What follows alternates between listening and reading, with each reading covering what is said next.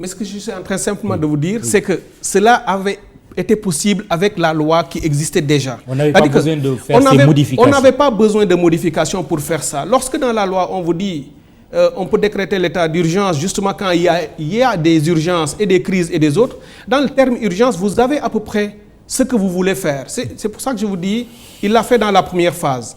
Maintenant, si l'Assemblée nationale, qui doit aussi assumer ses responsabilités, s'il y a urgence et qu'il faut qu'elle réagisse dans un délai record, comme le fait le président, il appartient aux députés d'aller faire leur travail. Mais je ne vois dans aucun pays du monde aujourd'hui où, du fait de la crise, on a essayé d'enlever des pouvoirs d'une institution pour les donner au président de la République. Les gens n'ont pas eu besoin d'arriver à cela. C'est comme si vous prenez un marteau pour tuer une mouche. Je suis en train de vous dire simplement qu'il aurait pu continuer à faire.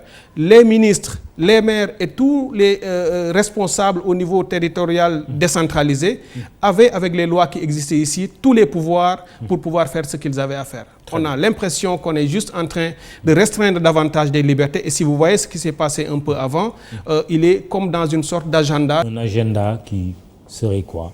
Un agenda politique, évidemment, parce que tout, malheureusement, pour le président Macky Sall, tourne autour de la politique.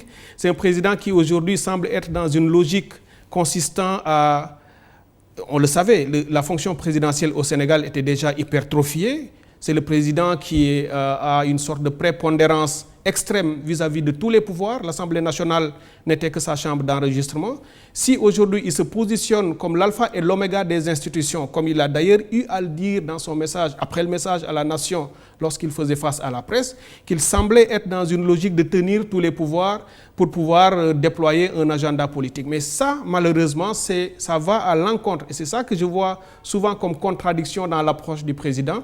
Il pose des actes pensant bien faire dans son propre agenda, mais ces mêmes actes ont souvent un effet négatif sur d'autres agendas, qu'ils soient économiques, sociaux ou autres.